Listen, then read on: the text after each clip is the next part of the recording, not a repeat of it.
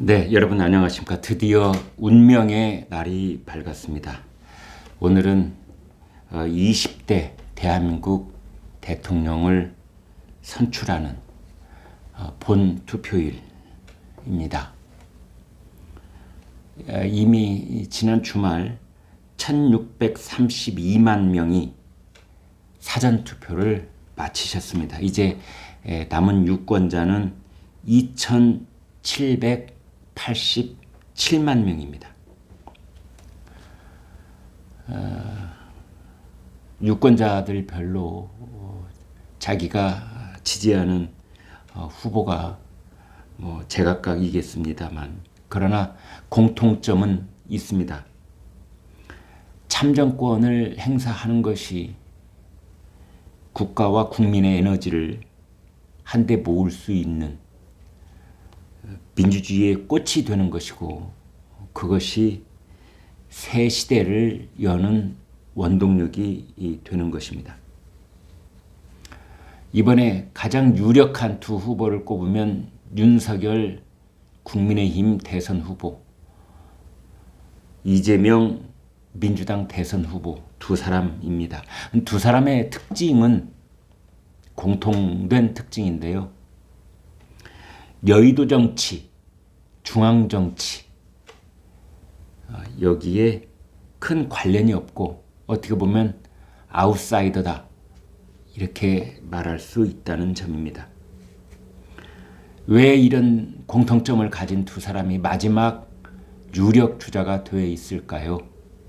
네, 그렇습니다. 그것은 우리 유권자들께서 새로운 정치를 갈망하고 있고, 과거의 정치 습관에 물들지 않은 정치 신인에 대한 열망이 있는 겁니다. 기득권 정치는 이제 그만이라고 마침표, 브레이크, 이것을 걸고 싶은 겁니다. 그렇게 해서 드디어 오늘 3월 9일 본 투표일이 시작되고 있습니다. 오후 7시 반에 투표가 끝나고 곧바로 개표가 시작되기는 하지만 사전투표에 그런 어떤 복잡한 개표 과정들이 있기 때문에 이제 본격적인 윤곽은 자정이 넘어야 드러나지 않겠는가, 이렇게 예상을 하고 있습니다만, 그러나 7시 반에는 지상파 방송 3사 그리고 종편 JTBC가 출구조사를 발표를 합니다. 이 출구조사는 사전투표의 비율이 36.93%로 꽤 높기는 하지만, 그러나 사전투표에 대한 여론조사도 했고, 또 중앙선거관리위원회가 이 방송사들에게 넘겨준 그 세세한 그 빅데이터가 있기 때문에 그것으로 보정을 하면은 오늘 실시한 출구조사가 보태져서 매우 정확한 그 출구조사 예상 결과가 나올 것이라고들 합니다. 이번 선거의 특징은 의혹, 스캔들, 비호감, 이런 말들이 많았습니다. 그러나 저는 언론에서 말하는 그런 말들에 동의하지 않습니다. 비호감이라니요, 의혹과 스캔들이라니요, 그렇지 않습니다. 그것은 자격이 있는 정확한 후보를 찾아가기 위한 피할 수 없는 과정이라고 저는 생각을 합니다. 비호감이라고 신문방송에서 쉽게 그 표현을 쓰고 있는데요. 비호감이라니요, 일시적으로 어떤 의혹이 제기가 되면 비호감이 높은 것처럼 그렇게 반응이 나올 수는 있겠으나, 전체적으로 보면은 이 사람이어야 된다라는 호감이지요. 이 사람이어야만 앞으로 대한민국을 이끌어갈 수 있다. 저는 그래서 비호감이란 말에는 동의할 수가 없습니다. 네거티브 공방도 있었고 막판에는 이제 입이 거칠어져서 험한 얘기들이 나왔습니다. 이재명 후보 쪽에서는 이런 말을 했습니다. 촛불을 들고 보도블록을 깨는 일이 생길 수도 있다. 이게 무슨 말입니까? 촛불을 들고 보도블록을 깨다니요. 대선 불복을 암시하는 듯한 이런 말까지 나오고 있는 실정입니다. 그러니까 만약에 윤석열 후보가 당선이 되면 그날부터 더불어민주당이나 이재명 후보 측에서는 엄청난 군중을 동원해서 불복 캠페인을 벌이겠다. 뭐 그런 뜻으로 읽히는데 이것이 이재명 후보나 민주당의 공식적인 입장은 아닐 것입니다.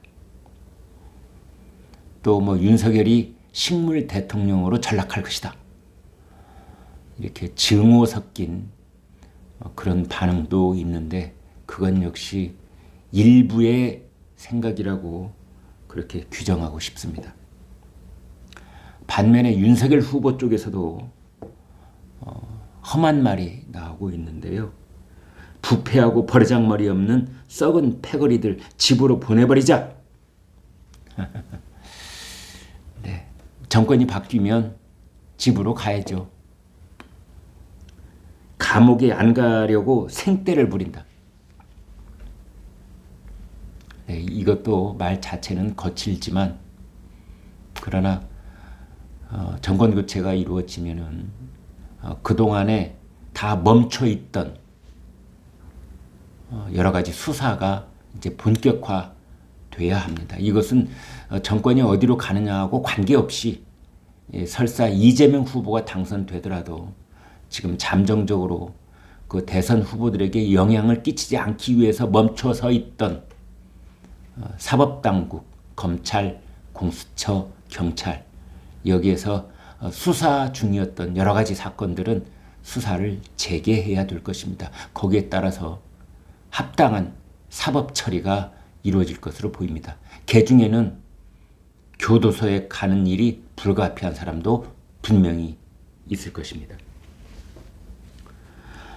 인터넷 공간, 흔히 우리가 그렇게 말하는 SNS에서도 개인별로 혹은 뭐 단체별로 또는 뭐 수십 명이 이루어진 그런 단톡방 이런 형태로 사실은 아주 감정이 고양된 상태에서 대리전쟁을 치르기라도 하듯이 그렇게 격앙된 모습들이 노출됐었습니다. 혐오와 증오의 감정이라고 말들을 쉽게 하는데요. 저는 여기에는 또 동의하지 않습니다. 일시적으로 혐오, 일시적으로 증오 그렇게 비치는 표현들이 있었지만 사실은 그것은 부수적인 거고 그보다 더 중요한 것은 자신들의 후보에 대한 강력한 애정이라고 저는 긍정적으로 보고 싶습니다. 뭐 세대 갈등이 있었다. 뭐 20대와 60대 이상 뭐 이분들이 가운데 있는 세대들을 포위를 했다. 또는 그 20, 30대에서 여성 대 남성 이 젠더 갈등이 원래도 있었지만 이것을 정치적으로 부추기는 뭐 그런 현상도 있었다.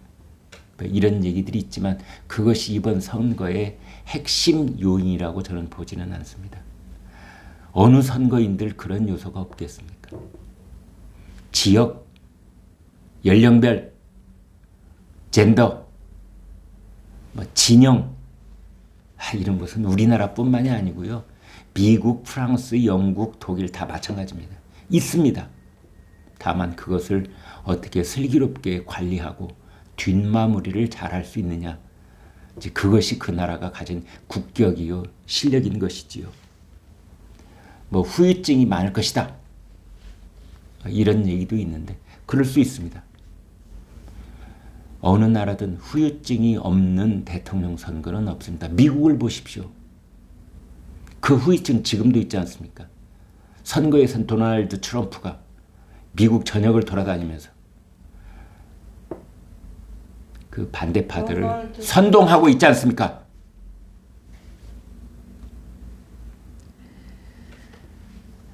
지금은 이제 미래 전략의 좌표를 정확하게 설정을 하고 국가 에너지를 한데 모아야 된다. 그런 그럴듯한 얘기는 누구나 할 수 있습니다. 그렇지만 쉽지 않은 일이죠. 나라가 둘로 쪼개지듯이 이렇게 나뉘어 있는데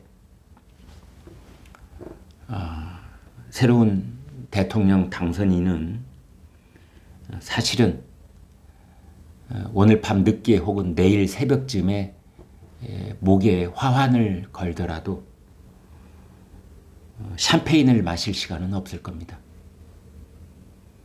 바로 그런 여유 없이 탕평, 협치, 통합 여기에 전력 투구를 해야 될 겁니다.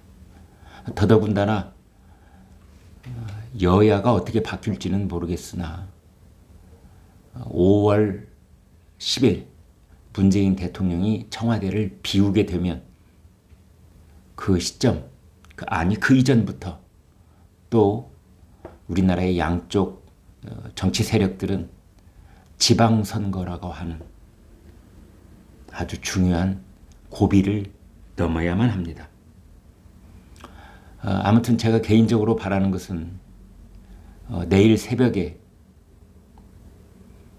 어떤 결과가 나오든 승자는 통합의 약속을 지켜나가야겠다고 다시 한번 국민들께 약속을 하고 패자는 아름답게 승복할 수 있는 그런 광경이 벌어지기를 바라겠습니다.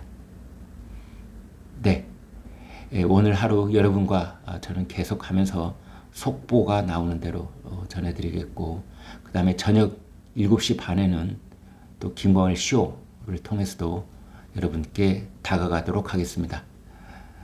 그것 말고는 김광일 TV에서 여러분과 오늘 하루 종일 함께 하겠습니다. 네, 구독, 좋아요 부탁드리겠습니다. 고맙습니다.